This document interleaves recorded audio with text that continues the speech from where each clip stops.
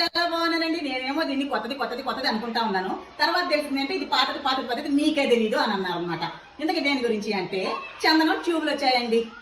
ఇవైతే దేనికి బాగా యూజ్ అవుతాయంటే మనం గుళ్ళల్లో తాంబూలం ఇవ్వాలి ఎవరికన్నా, తర్వాత ఇంకెక్కడికన్నా వెళ్తాము అక్కడ తాంబూలాలు ఇవ్వాలి అనేసి అలాంటప్పుడు బాగా యూజ్ అవుతాయని నేను అనుకుంటున్నాను. రెడీ టు యూజ్ అనమాట. ఇన్స్టెంట్ కాఫీ లాగా ఇన్స్టెంట్ చందనం అనమాట. ఇదే ఇలా ట్యూబ్స్ లో వచ్చాయి, టూత్ పేస్ట్ లాగా. ఇదండి ఇలా ఇలా వేసేసుకున్నామా, దాన్ని మనం ఇంకా నీళ్లు గీళ్ళు ఏం కలిపేదిలా ఇలా వేసేసి చక్కగా పూసేయచ్చు.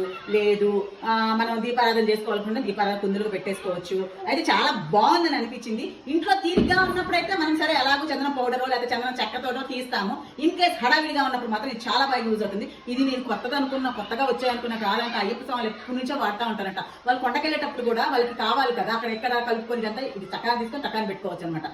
మేబీ నాకు లేట్ గా తెలిసింది, మీకు యూజ్ అవుతుందేమో చూసుకోండి. చందనం ట్యూబ్స్.